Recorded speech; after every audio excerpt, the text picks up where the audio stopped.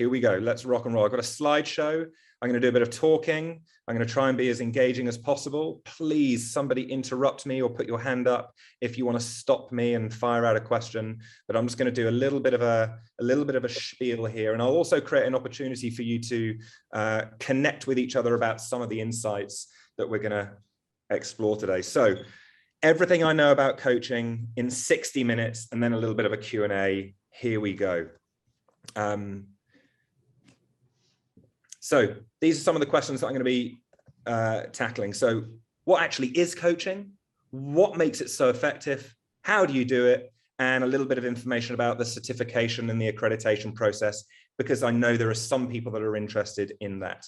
And Olivia, if you can keep your eye on the chat group, or if people put their hands up using the Zoom chat, and interrupt me at any point if somebody wants to challenge me or throw a question out there, that would be fantastic. Leachy's just entered the room. Here we go. So a really quick piece on what coaching is. So coaching is partnering with people in a thought-provoking and creative process to help them maximize their personal and professional performance. So that's the International Coaching Federation definition of coaching. There's actually loads of definitions of coaching that we could explore and that I could put up in front of you. This is the International Coaching Federation's one. And there's a few words in here that are of interest. You can tell by the speed that I'm speaking that I'm kind of getting to a bit of a crescendo here. And I'm not going to actually dwell too long on this definition because there are so many ways of lots of different ways of defining it, but there's a couple of words in here that are really useful. Partnering is probably an interesting word. So coaching is a partnership. And if you think about two people driving along in a car, the shoulder to shoulder, the coachee has got their hands on the steering wheel. So they are the driving partner in a coaching relationship. Okay, they're the lead partner. Mentoring, that key differentiator, actually is around a trusted advisor. So typically a wiser, maybe an older, wiser, more experienced advisor who is there to give more direction to their mentee. But coaching is a shoulder-to-shoulder partnership. And if there was any hierarchy, the coachee has the hierarchy. They've got their hands on the steering wheel. And then maybe there's another word that's worth pointing out there, and this idea of it's a creative process, particularly when we're thinking about exploring domains or areas that we don't know about. So coaching is very much involved in the unknown rather than the known. But the bit that I'm getting to here is this piece. And this is this idea of non-directivity. So coaching is a non-directive mode of supporting people. And non-directivity is a really, really, really powerful concept. So one of the pieces that I'm going to introduce to you, and our people that have done the program will be familiar with this, is about how advice giving or being overly directive can be really, really threatening to a person's sense of mastery, control, their ability to identify a key learning insight. So non-directivity people who are overly directive or leaders who are overly directive can actually challenge some fundamental motivations that can get in the way of people growing. Okay, and I'm going to talk a little bit about that in a moment. So I'll come back to non-directivity in a second.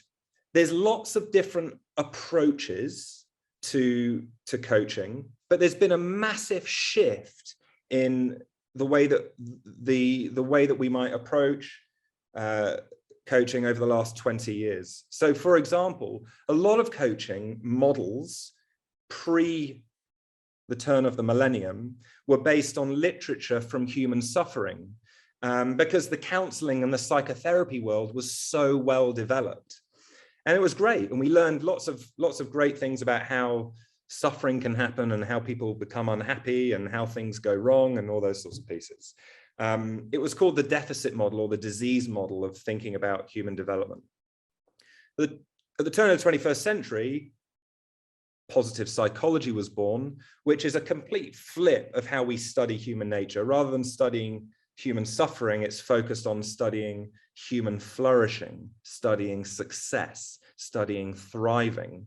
The interesting thing in the workplace is that most professional development programs, even now, are based on the disease model of studying professional development. So it's focused on what is wrong with people to help them grow.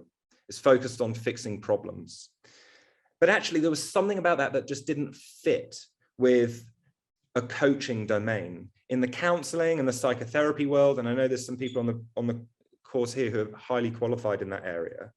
When we're working with people who are actually functioning well and they want to talk to you about their progress at work, actually having that disease and deficit model is not necessarily helpful. So this model of looking at people's strengths, what's right with them, rather than focusing on the problem, focusing on the solution, has been one of the biggest changes in the coaching literature over the last 20 years. And as you know about To Be Limitless, and lots of people do here, we're absolutely passionate about the strengths-based model. And it completely changes, and actually changes the very first question you might ask somebody in a conversation. Rather than what's the problem, it's tell me about you at your best. So I've introduced this idea of non-directivity, and I've introduced this idea of focusing on what's right with people, and they come together in this absolutely incredible way. So whether you're a coach that's out there in the world doing what the kind of thing that To Be Limitless coaches do, where our main role is coaching, or whether you're working within an organization and you're thinking of this idea of leader as coach, the flip, the transformational flip, is to move away from directive weakness-based support to non-directive strengths-based support. And that flip is absolutely transformational for people. Rather than telling people what to do and focusing on what's wrong with them to help them grow, which is the default model, it's get out of the way by coaching them in a non-directive way and focus on what's right with them to help them grow. And the research that underpins all of this is really, really, really profound. I'll share a couple of those pieces with you now. Yeah, thanks, Terence. We'll come to the NLP, and I might throw over to Vicky to talk a little bit about NLP, because I know that she's a qualified NLP coach as well. So why is non-directive coaching so powerful? Well, there are two psychological theories, and I don't want to psychobabble you too much, that explain the effectiveness of non-directive coaching, of not telling people what to do. The first one is self-determination theory, probably the most profound theory of human motivation over the last 40 years, okay?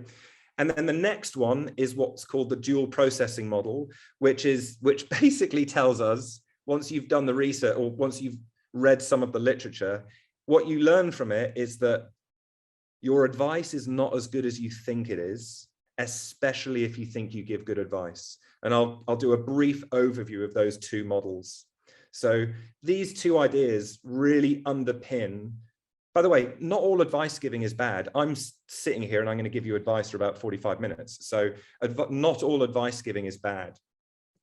But there's an opportunity around non-directivity, which is really, really powerful. So self-determination theory teaches us that people actually don't like being told what to do. And the dual processing model teaches us that your advice is not as good as you think it is, especially if you think you give good advice, okay? And I'll just do a tiny bit on those two right now. So here we go. If you're interested in an amazing theory of human motivation, DC and Ryan introduced this a long time ago, and it's a really powerful theory of human motivation. I've spoken about this before in different contexts as well, but the three components of self-determination theory, the reason we need to stop just telling people what to do, are autonomy, mastery, and relatedness. And autonomy is the big one. It's the lead component in this model. Autonomy basically says that people don't like being told. They want to have agency, they want to have volition, they want to have choice. And in that moment of giving advice, we can rob people of their sense of autonomy. And I've told this story a million times, so forgive me if you've heard it before, but it's my wife just comes off so badly in this. One day she's I don't think she's ever heard me say it, but it's the classic situation of I'll be sat there watching the TV and I decide I'm going to be a good guy in the evening. She cooks and I do the cleaning. That's our routine in our marriage. So we've had our dinner. We're sat watching TV. We've had our dinner. There's a mess in the kitchen. So I think, right, I'm going to get up and go and do the kitchen. I'll go and clean it up. And as I'm walking towards the kitchen, my wife will say, oh, Pete, just whilst you're up, would you mind doing the dishes and cleaning the kitchen? I now don't want to do it anymore. Whereas previously I was doing it because of my own choice. She has just now made it that I'm doing it because she's told me to do it. And she's robbed me of my autonomy and now I don't want to do it anymore. And there's a million different examples that I could pull from the literature that say how being overly directive can really rob people of a sense of autonomy. It can rob them of a sense of mastery, because actually what people are really hearing when we're being directive and in that sort of advice giving mode is that I know more than you and you're not good enough to figure this out for yourself. And that's another area where advice giving and being overly directive can be really, really damaging for people. Okay. And I'll just say that again, in that moment of directing and giving advice, not always, but often, what that person's really hearing is, I know more than you. I'm better than you. And you can't figure this out on your own. I used to work as a school teacher, and the amount of times I'd hear kids say, I'd give them a bit of advice and they'd say, I know, sir. You know, as if to say, don't tell me, I know. And it was because in that moment they felt that my assumption of them was that they couldn't figure it out. And relatedness is actually about judgment. It's actually about removing judgment from a conversation. And I won't talk too much about that. So self-determination theory teaches us that being overly directive can rob people of a sense of autonomy. The next one, the other reason why that I'm trying to win you over with about non-directivity is the dual processing model. If anybody's read the famous book by Daniel Kahneman, Thinking Fast and Slow, you'll know about this. And Kahneman introduces these two different modes of thinking. System one thinking, which is your intuitive, fast, effortless thinking. We're in system one thinking all the time, by the way. It's a great mode of thinking. It's effortless. You don't have to think too much. You're just, you know, it's sort of like autopilot, and it's a great place to be. But it's vulnerable to thinking errors and cognitive bias. Okay. System two thinking is rational, slow, effortful thinking, and it can be really useful for solving complex and unfamiliar problems. Sorry about the spelling error. But it's slow and it's effortful, and obviously you can deplete your energy stores very quickly if you're in system two the whole time, so it has a weakness in that space. But system one thinking, by the way, our intuitions are very powerful and they can be very accurate, but they can also trip us up. So in that moment of giving other people advice and thinking that we've got the solution to their problems, actually you could be vulnerable here to a thinking error. I'll give you an example of a cognitive bias thinking error. So here's a classic one for you. A bat and a ball cost $1.10 total. The bat is $1 more expensive than the ball. So how much is the ball? Your intuition is telling you that the answer is, well, what's it telling you? What is your intuition saying? Johnny Bray, what's your intuition telling you? Intuition would tell you that it's $1. The bat's $1. Oh, sorry, there'd be 10 cents for the ball, yeah. Your intuition is telling you that it's 10 cents. Now, I'm pretty sure there's somebody in the room that's a mathematical... Graham, how good are you at numbers? Good at numbers, and I've seen this before as well. So my intuition is telling me a different number. Yes, now that's an interesting thing. So the real number, Graham, is... 5 cents. Yeah, the real number's 5 cents. So Graham's good at numbers and he's seen it before. So actually, if your domain of mastery, if you're in your domain of mastery, your intuition actually might be really effective when you're in that domain of mastery. But if you're not in your domain of mastery, then your intuition can really trip you up. So when I look at that, I did this at TP Bennett the other day with a group of architects, and this guy just blew it out of the water. He just put his hand up straight away and said 5 cents. And it completely robbed me of my moment. But so yeah, but our intuition. So when we're in that moment of advice giving and we're too quick with our thinking, sometimes we can miss the real issue. And that was hammered home to me when I had a coaching session recorded and transcribed word for word. And then a couple of weeks later, I was reading back through my coaching session. And it wasn't until I read back through the coaching session and listened to the recording that I realized that I'd really missed the most important content of the coaching. And I didn't even notice what the real issue was, because the person I was coaching happened to be in education. I know education really, really well because that's my background. He was talking about schools and curriculums. I know a lot about schools and curriculums, but actually the real issue that he was experiencing was something completely different to schools and leadership.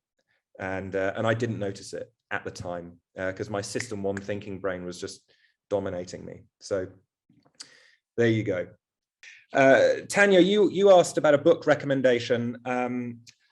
As you know, the strengths-based approach to coaching is just every year becomes the more and more popular and more dominant as an approach.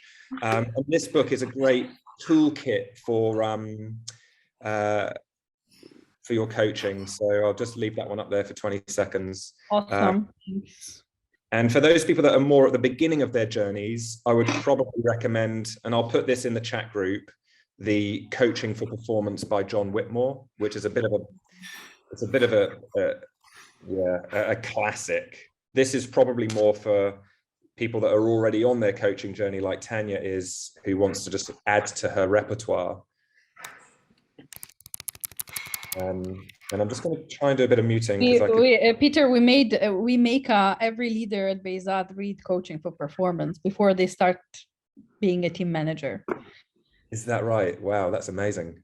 They hate me for that, but yes, that's right. But the people that they lead love you for it. So, team, I'm very aware that I'm about to give you way too much information than you possibly need. So I'm just going to really encourage you to just leave your radar open for just one little nugget that you think might be useful. Because I'm going to give you, as I said, too much information here. But one or two little bits might land for you. So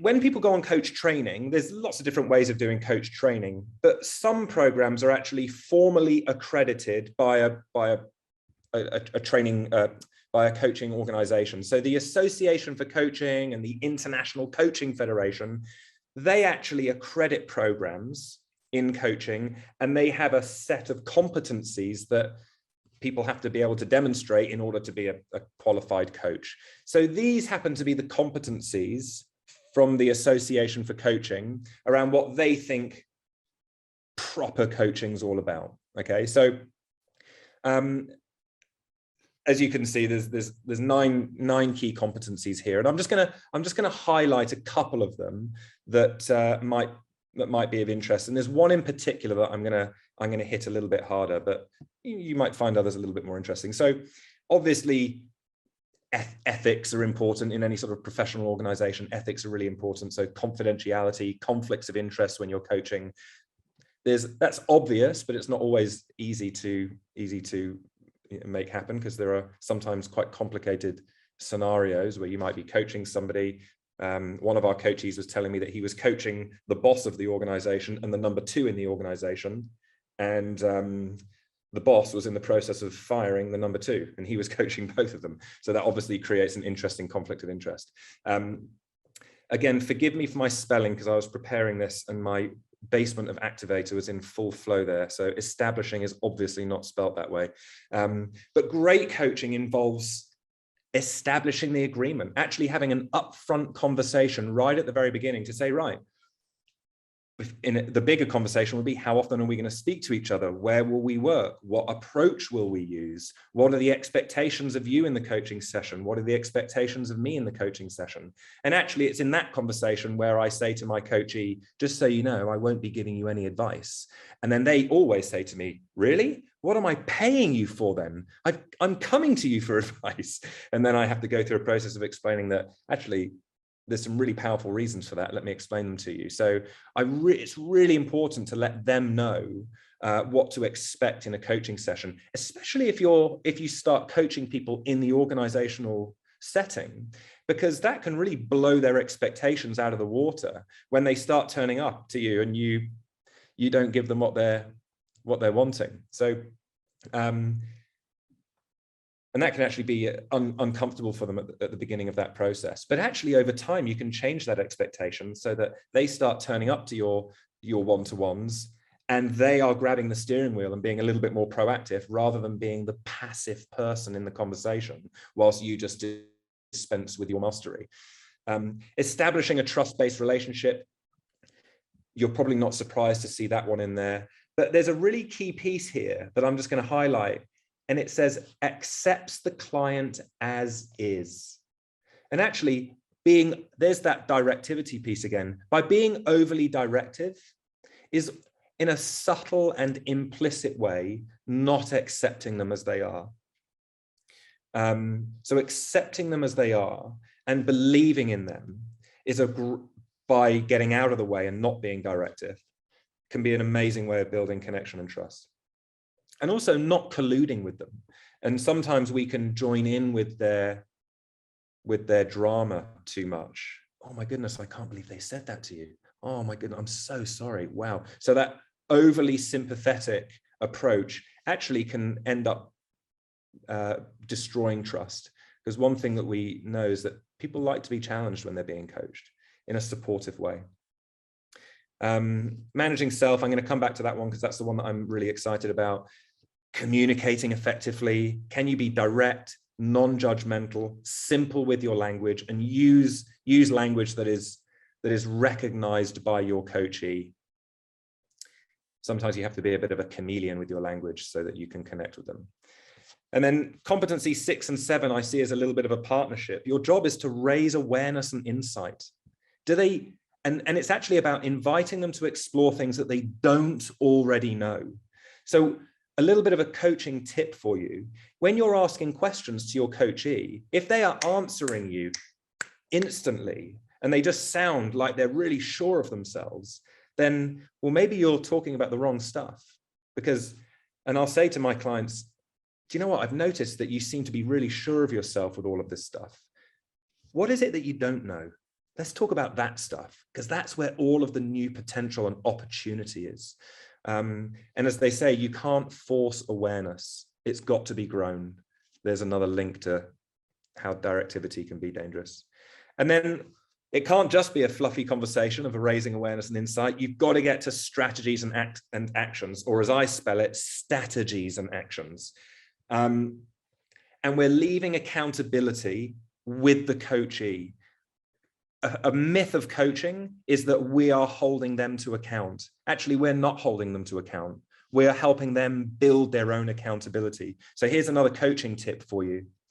If you want somebody to think about accountability, a great question is, once they've talked about what it is they're going to do, ask them to explore the consequences of either not doing it or doing it. So you said that you're going to start getting up a little bit earlier, going to bed a little bit earlier, and doing at least 30 minutes of activity every single day for the next 6 months. Yeah, that's what I'm going to do. Okay, talk to me about the consequences of making that happen. Well, all of this good stuff's going to happen. And then you can flip the question. Okay, talk to me about the consequences if that doesn't happen. And then they start saying, well, and then the list of bad things starts building. And then they start to really experience that feeling of accountability. How do you know you're making progress in coaching? So competency 8 is measuring the effectiveness of coaching. And it's really important to check in with your coachee during your one-to-ones to say, hey, let's just pause the coaching. Are we making any progress? How are we getting on? Or what progress do you think you are making? And then you can make course corrections along the way. The competency that I really want to nail down with you is competency 4, managing self and maintaining presence. Because this goes beyond coaching. For me, the biggest learning that I've taken from learning to become a coach and learning about competency 4 is it's completely changed my sense of confidence in myself. Managing your own emotions in a emotional situation. Somebody in front of you might be demonstrating emotions across the spectrum. They might be feelings of sadness. You might be in the company of somebody who's very, very strong, and they have a lot of their own gravity. And being able not to be buffeted by their gravity and by their emotions is an incredible upgrade to your own personal growth. And actually, when I think the most direct relationship from my life, so I'll invite you to think about it for you, is when it comes to public speaking. So one thing that we know about coaching is that it's not actually about you as the coach. It's not about you. And remembering that has allowed me to really improve my public speaking skills. And Keita, we talked a little bit about this, didn't we, at the session? When you remember that, so for me, when I get up on stage and I'm talking to 200 people, if I'm in that moment thinking about myself, what about me? What if they don't like me? What if I fall over on my way up to the stage? All of that can just really destroy your self-confidence. And actually, it can destroy your ability to coach somebody if you're worrying about, am I adding value? Am I a good coach? Am I talking about the right stuff? Am I me? And actually, it's not about us when we're coaching. And the moment we remember it's all about them, liberates us. So it's a very, very powerful competency to liberate you from the pressure of the other person growing. It's their growth journey. It's up to them. You're giving them the ball, and you can feel all that empowerment and enablement. They've got their hands on the steering wheel, and that completely changes the conversation. When we're directing and when we're telling, all the pressure's on us to have all of the answers. And I'm inviting you, as you start thinking about this coaching journey, to let go of that and say, do you know what? It's about you. And Keita, what should I do? Well, what do you think you should do? David, what should I do? Well, what do you think you should do? Peter, what should I do? Well, what do you think you should do? So competency 4 is an incredible competency. How do you manage yourself in those moments? Okay, people often think that coaching is about asking great questions, but I would challenge that. Your question is only as good as the quality of your listening. And I love this slide, and there's a lot of people that have seen this before. But a lot of people, when they're listening, they are listening at the level of me. They're listening at the level of themselves. And you can tell that because what you notice when they're listening is that they are listening for relatability, and they are listening for agreement. And you can tell when people have conversations because they'll say things like, oh, me too, or, oh, I had a similar experience. Oh, I went there on holiday as well. And actually all we're doing in that moment is, well, you could say that relatability is a great way of building connection, and I will grant you that. But that's easy. Yeah, that's easy. I know you can do that.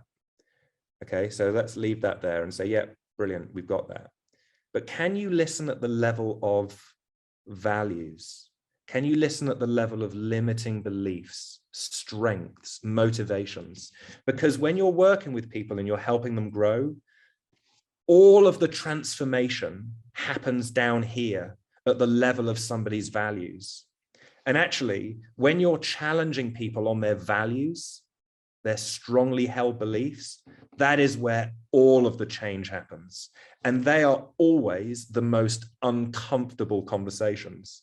And a big lesson for me in my coaching is I had to learn that whenever I was getting uncomfortable, I needed to stay in that discomfort a little bit longer, because that's where the transformation could happen.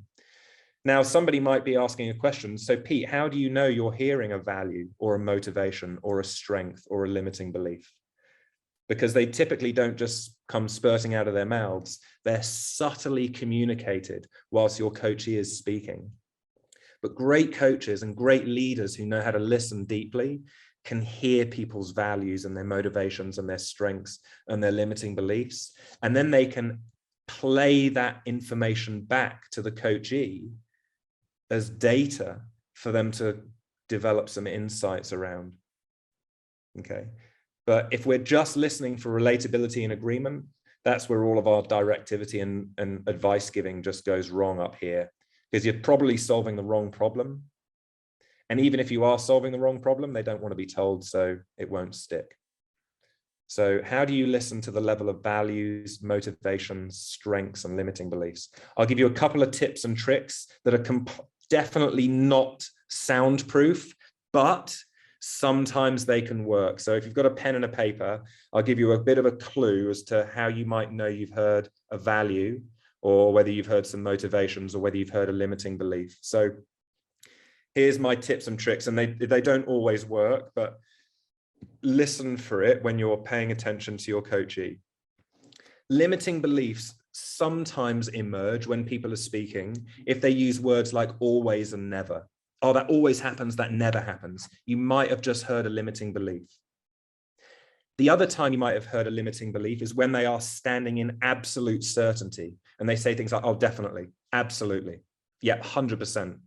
Those words, they might be closing the door to new potential. Now, they might not be, and they might be having really strong conviction towards a direction, and that's great, but they might be limiting themselves.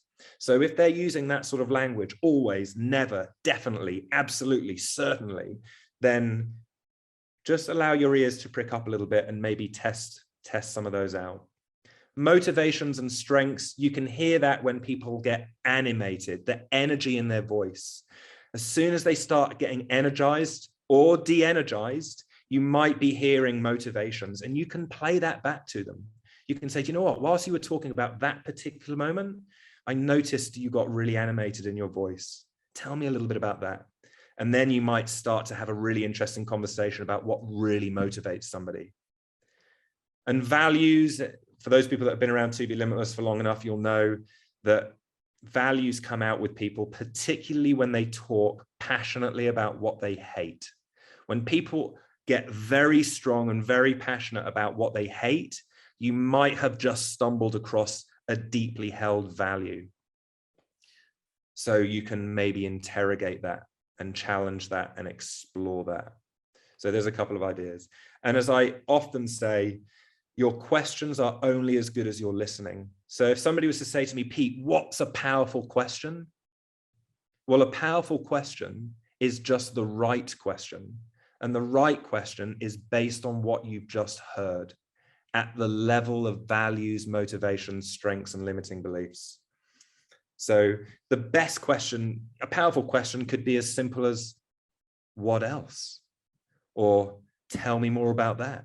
Or what did you mean by fun? That could be the most powerful question that you ask.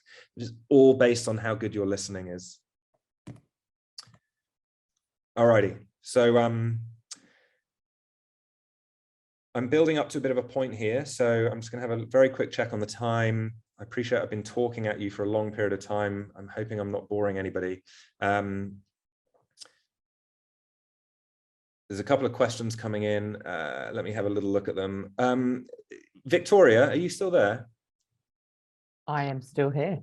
Would you mind doing a 2-minute on NLP? People might have heard of that before, neuro-linguistic programming. It was a very popular coaching approach, and there are courses on NLP. Would you mind just doing a quick intro as to what NLP is all about? Would that be okay? Absolutely. So as Pete said, neuro-linguistic programming. So it's kind of the connection between our brains and the language that we use. So it's a nice tool for behavior change. There's lots of different techniques, but just the power of language, you know, what's that saying? Where what was it? Energy flows where whatever, what is it? Where focus goes, energy flows. So essentially, I got there in the end. Essentially, what we're telling ourselves we become. So it's kind of just updating some of those beliefs and that inner narrative.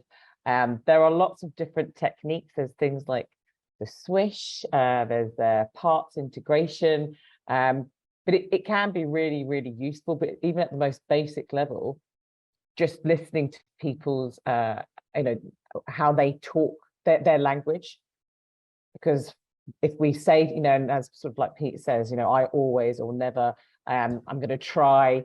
You know, I heard someone say once, trying is lying, and I love that. So it's just really being very into the use of language and the effect that that has on your brain. But yeah, there's lots of really cool techniques and tools that you can use within that NLP sort of toolkit. So yeah, it's a really good thing to use. So I'll share a little. There's a very simple one that a really simple model here that I'll throw at you that you might want to try, and I've shared this a few times. So so a pet and a pit. A pet is what you call a performance enhancing thought, and a pit is what you might call a performance inhibiting thought. So whilst you're listening to your coachee talk, you might notice some of their language being performance inhibiting and performance enhancing. So there's a famous one from Carol Dweck, the fixed and growth mindset researcher. I can't do it is a pit. I can't do it yet is a pet. Why does this always happen to me is a pit. What could I do when this happens to me is a pet. So you can listen for pits when your coachee is speaking, you can play it back to them, and then you can invite them to turn it into a pet. And now they're using language in a much more effective way to enhance their performance. So that can be a useful tool. Magda asked a question a moment ago about how do you structure your sessions? It's a really interesting question. Some people have a real bias towards structure. Other people have a real bias towards a much more free flow approach. And when I say people, I mean the coach and the coachee. So recognizing the bias of your coachee is really important so that you're creating a platform that they like. So for example, some of my coachees love models and tools and frameworks and graphs and pictures and imagery. So we use a lot of that in our coaching sessions. Others don't like that stuff and it gets in the way. By the way, I personally love it. And I've sabotaged coaching sessions before by introducing a tool or a model or a framework when we were having a beautiful flow. And then suddenly I put a graph up in front of them and it's just killed the moment. So recognizing how your coachee loves to learn is really important. Another way of answering that question is that you might find that some of your coachees are experienced coachees. So there are people in this room, John and Gareth, who have worked with Mick for a long time, who are very experienced coachees. So they know how to play the game of coaching as a coachee. But there might be other coachees who are very inexperienced. They haven't done it before. They're expecting you to tell them what to do. So they might need a little bit more of a helping hand from you. And one of the things I say to all of my coachees, and you can say this to the people that you lead in one-to-ones, is I want you to learn to become a better coachee on this journey as well. So that rather than them coming up to the sessions unprepared and expecting you to do all of the hard work, that slowly shifts. The biggest determining factor of whether you are making an impact or whether you're successful with your coaching or not is not how good you are as a coach. It's how good they are as a coachee. And there's research behind that. It's all about how good they are as a coachee. What I often say is, as a coach, you are only a reflection of how good they are as a coachee.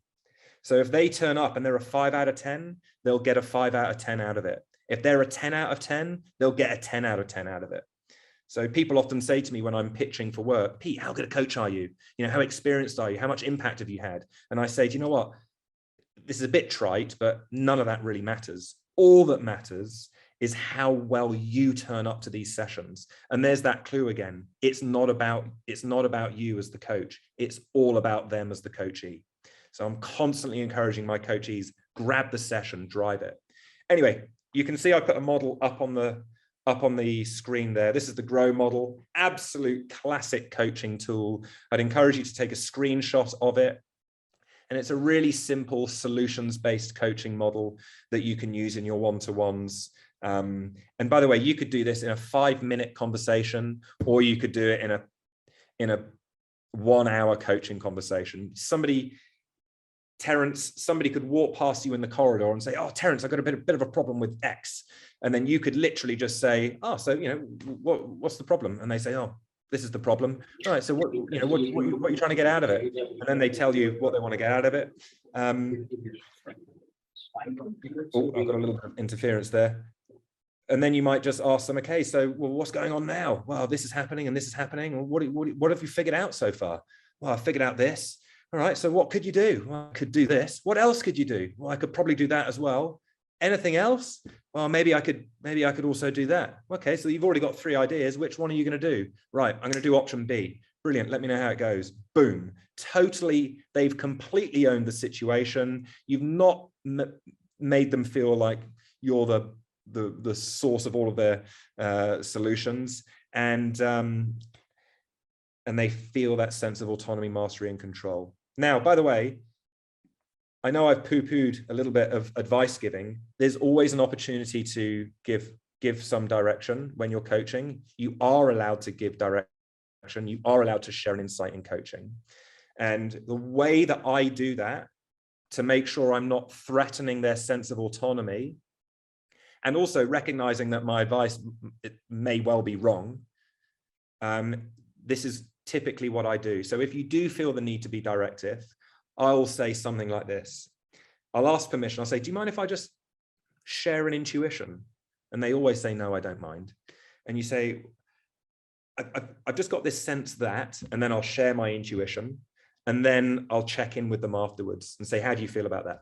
So rather than saying, this is what I think you should do, I'll say, do you mind if I share an intuition? They'll say, no, I'll share what my intuition is. And then I'll check in with them to see how they feel about that. And then they can either pick it up or put it back down again, and it's entirely up to them. And it's a really nice way of introducing some direction and sharing some insights without robbing somebody of that sense of autonomy and mastery. If somebody, one of my favorite quotes is, but Pete, sometimes you've just got to give people some advice. It's just so obvious. So if somebody asks you where the toilets are, then you don't say to them, well, where do you think the toilets are? You say to them, you just say, well, they're down there on the corridor, they're on the left-hand side. So that's probably not a coachable moment. So as a leader in an organization, you're probably going to be asking yourselves, right, is this a coachable moment, or do I need to be more directive? And that will be something that you have to try to figure out. But where are the toilets is probably not a coachable moment. But if they keep asking you the same question over and over again, then come on, why is it that it's always you that never knows where the loos are? So that's an interesting way of thinking about it as well. Right, I've just hit an hour. There's a couple of questions that are flying around. And what is the application of coaching as a manager?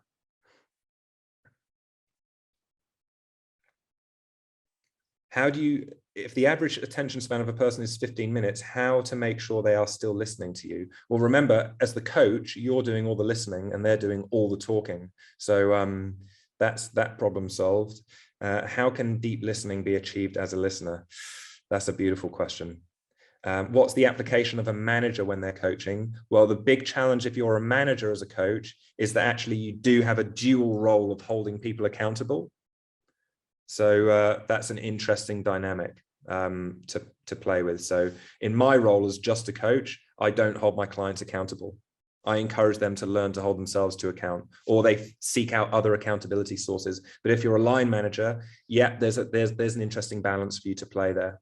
Okay, I'm going to stop talking because I feel like I've done loads. I hope that was useful for you, and I'm keen to take any questions. Can I jump in? We had a very interesting conversation. I had Mandy, Rachel, Ankita. And we talked about the lower age and parenting. In other words, the lower age of coaching. Do you have a view? Gosh, it's funny because I would have immediately just thrown that ball straight over to Mandy. Because that's what she does. Or maybe actually I might throw it over to Magda. Magda, you've got a lot of experience working with young people. Yeah, what's your first thoughts? Whilst I buy myself time for my own answer. No, it's amazing that you put it up, because this is exactly what I've been thinking about today, because I work with university guidance and kind of career coaching. So I start working with them when they're around 15 and 16. And so I definitely think, because I've worked with older kids and younger kids, and sort of I would probably need to think about this a little bit more, but my first intuition is there is a level of cognitive development and also ability to kind of think ahead and have that sort of prefrontal cortex fully activated to be able to kind of set long-term goals. So neurobiologically, there is like, it's 24, 25 when we're fully adults, right? I believe that students that are, let's say, 16, 17, 18 can be mature enough to do that. But then it's also like, you know, when you're younger, your life's also a little bit more set out for you. So it's like your goals are like, let's say, finish school, I don't know, get into university. Then when we're adults, we kind of start thinking more in like that perspective of, let's say, I don't know, year, 5 years, 10 years. So that's kind of like my thought. I probably wouldn't go lower than 16, 17, in short. Kathy, can I throw it over to you as well? Is that okay? Yeah, I mean, I haven't got much experience of using it with very young children. I suppose in terms of student leadership in sort of secondary settings, in high school settings, I suppose we're doing a fair amount of coaching when we're encouraging children to take sort of leadership roles and reflecting on their values and you know, doing leadership programs.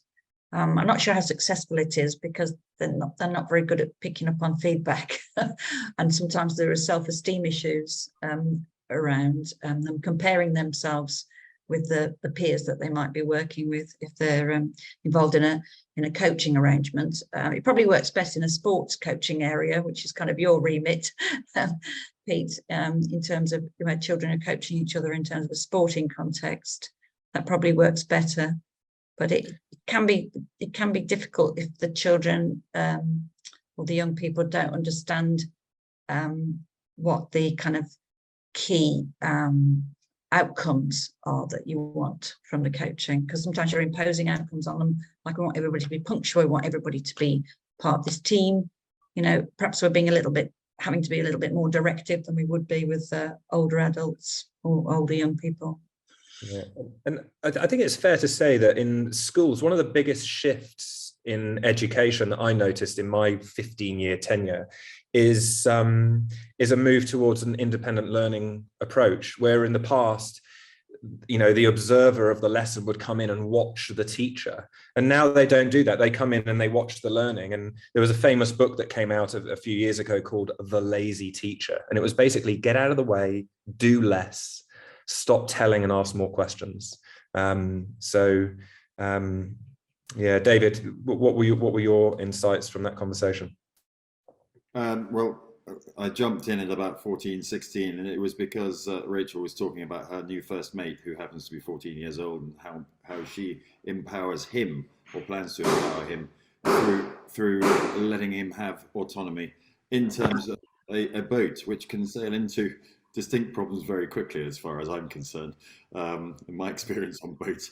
But it strikes me that is a great, it's that turnaround between 14 and 18 that I think, if you know the subject well enough, and we tend to know our children, then it's a great big courageous leap for a parent to actually become a coach. Yeah, teaching PE, you know, it was all about inquiry and exploration and letting them figure it out. But we often used to say, right, we're teaching the javelin today. So what we're not going to say to you all is go and take a javelin, go and explore, and come back in half an hour and tell us how you got on. That probably wouldn't work out very well. So when you move into the workplace, you know, is this a performance environment where we need to get a result right now? Or actually, if we got a little bit of slack in the rope and we can, but I might even challenge that. And when we get more effective with our coaching, and I would say Mick is just such a great person at this. A lot of people think that coaching is a soft approach. You can be really robust in a coaching session. Even when you're non-directive, you can be really, really robust. And that's something that I've had to learn to do. When I started being non-directive, I felt like we weren't getting anywhere and it was all too slow. But I've now really developed the ability to challenge my coachee right up here at a 10 out of 10, but still stay non-directive. And one of the ways, so tips and tricks for you, one of the ways that I do that, again, recognizing the autonomy, is I ask permission. And this is my own personal style. I'll say, David, how up for some challenge are you right now? And David will go, yeah, I'm kind of up. No, Dave, mark out of 10, scale of 1 to 10. How up for it are you? 10 out of 10, Pete. All right, I'm taking the gloves off. Are you ready? Yeah, I'm ready for it. Okay. I just heard you say this. And 5 minutes ago, you said that. They seemed like they were different to me. What do you think? So there's ways of doing it, asking permission, asking them if you're up for some challenge, and then diving into it. So a little tip and a trick there. Any other questions that people want to ask before, or challenges? Pete, I heard you say something earlier on, and I don't agree. I think that's rubbish. I'd like to challenge you on that. Anything at all? I just have a comment about the age thing that was being spoken about, and I'm grossly unqualified, but surely once a child is developing an inner voice, you can start to coach them because they're going to be able to start engaging in reflection. Yeah, Gareth, I'm with you on that. Actually, in our early years curriculum, it's all about giving them autonomy and mastery. Yeah, it is self-determination theory. These are like the 2 to 5 year olds. And then we take it all away from them in formal education. And then there's that whole challenge of what happens as they're going from, children into young adults, where because we've taken away that self-determination throughout most of their formal schooling, there's a clash, because we have to find a way of giving it back to them so that they can move into the life of being an adult. And I think if we stuck with self-determination theory and took the early years concept all the way through how we deal with our young people at home and at school, then there's less likely to be the clash when they get to that teenage, sort of like all hormones flying moment. So yeah, I'm with you all the way on that one. Thanks. Thank you. I just want to have an opportunity to, Dragon, I might put you on the spot actually, if that's okay. You've no idea what question I'm going to ask you, but I think you'll be all right. You did the APC through Blue House Group a few months ago. So I'm just keen to get just some feedback from you around what you've noticed in your one-to-ones working with people since the course and how that might have changed. And I might have asked, oh no, you're back, over to you. Well, so what I've noticed is the control that I need and differentiation that I need to master in between being a coach and being a mentor, which are completely two different things. And I often come back to my frameworks for mentoring and look at my coaching frameworks, and they just are complete, they're complete opposites. I'm not sure whether you can hear me well because my group mates have an issue with my audio earlier. Whereas the mentoring one framework is just hit the advice, look at their strengths, work on their actions, and just advise them what to do in that direction, just push them in that direction. Whereas coaching is a complete opposite way, and it is difficult to shift the mindset and constantly remind yourself that you're in a coaching session, that you're not being a mentor. And actually the question that I wanted to ask here is, can the same person be in having two hats in one organization? Yeah, good question. Thank you. Yeah, I love that question. I'm going to give you a system one answer, but I'm a master, so I think it's a good one. The overwhelming determining factor of the effectiveness of coaching is the readiness of the coachee. So remembering that as a guiding principle. So if they are mature enough, and if we can prepare them enough around the expectations, then I think it can be a very, very powerful, actually potentially even more powerful way of helping somebody grow, providing they understand the expectation. Wow, how great would it be to have people in your team that are able to walk in and to say, right, Dragana, I've got this challenge, but I'd love you to just coach me around it. And the next time for them to come in and say, I've got this challenge, I really need you to just tell me what to do, and for them to have the maturity to recognize that. Now that's a bit idealistic, but the golden principle is It's all about their readiness and their expectations. I often use the analogy, if somebody's turning up to a game of squash with a badminton racket and you're playing two different games, it's not going to work. So that's why the contracting part, the upfront part of the conversation is so important. So don't just start coaching them. Say, do you know what? I'm going to step out of the way. I'm not going to give you any advice. Let's just explore for a little bit. Let's just play that game for 5 minutes. But please, Dragon, please just tell me what to do. Do you know what? I will. I promise you I'll give you some advice. But just for the first 5 minutes, let me just hold it back and let's just do a bit of exploration first. Okay, fine. And then off you go. Okay. Thank you so much. Julie Keys just entered the room. Great to see you, Julie. It's great to see you. Hello, hello. Yeah, Magda, over to you, hero. Sorry, it's quicker for me to ask you this because I'm really hearing what you're saying about the readiness of the coachee. And I understand that this is going to be a little bit different when we are in a, let's say, company setting, and a little bit different when you're working with clients independently or like as a, let's say, independent coach. So my question for you is, what if the coachee is not ready, but has the expectations that the coach and kind of project their unreadiness onto the coach? How do you deal with that? So Because it's kind of like, I'm paying you, you're not doing your job, but actually, and I understand that this is part of the process, but like, how do you deal with that? Yeah, so when you said they're not ready, as in they don't really want to be there. No, they think they want to, but they actually want you to solve their problems. Got it. Yeah, brilliant. Yeah, thank you. Yeah, so a situation that I've been in lots of times, David, Julian, all the coaches in the room, I'm sure you've had that situation before.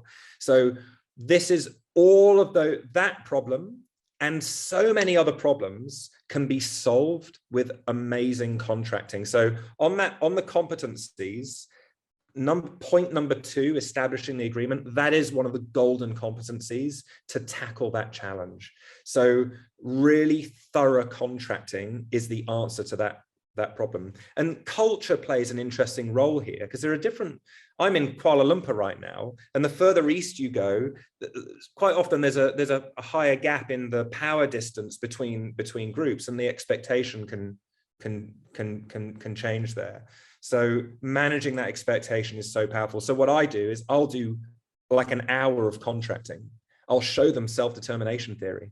I'll actually teach them the model and explain that expectation in a really thorough way. But even after we've done that, it might still not be enough. But thorough contracting is my bottom line answer to that question. Thank you. Yeah, thanks. Well, team. So can I just ask? Yes. Please, yeah, you made a really interesting point for me there about, I found with one of my clients, if I do introduce a model, he loves that. He's like, oh, a model, this is something I can learn, and this is exciting. And I was a little bit nervous about doing it because I hadn't done that before. And you said earlier about some conversations can just flow, other times we can use models. Actually sharing some of the theory and of coaching, it can actually be really useful from what you said. Yeah, absolutely. And if you have a coachee whose readiness isn't particularly strong, or maybe their expectation, maybe they're a bit more immature, sometimes what I might do is I might start with a model like that. So as a bit of and it just gets the wheels turning. So just a lovely framework around purpose or around change. There's lots of models out there in the world, and I might put it up in front of them and invite them to explore that tool. And they feel like there's something sort of for them to hold on to in the coaching session. The more mature coachees that I work with, I will start the conversation by saying, hey, great to see you, over to you. And then I'll just sit back, and then off they go. And they are using me as a resource. They are using me as a resource. Thank you. All right, team. Well, look, we've been on the call for nearly 90 minutes. I feel uncomfortable talking at you like this. I just wish we were all in a big room with coffees and maybe something else, all just having fun. But it's been so great to see you and spend time with you. I did mention I was going to talk about accreditation. Most people are lots of people on this call are on an accreditation journey at the moment. if people are interested in coach training, formal coach training, or getting accredited, you know where to come, obviously. That's what we do. But what I would love is a big photograph of your smiley faces so I can throw it up on LinkedIn. So make yourselves look as beautiful as you can. 3, 2, 1. Well done. David, that was not bad, actually. You pulled it out of the bag there. I'm going to stay on the call for another couple of minutes. If anybody wants to hang on, you're more than welcome to. I love you. I miss you. Have a great time. And until the next time, thanks, everybody. Thank you, guys. Great job. Great to see you. Thank you very much. Thank Thank you. you.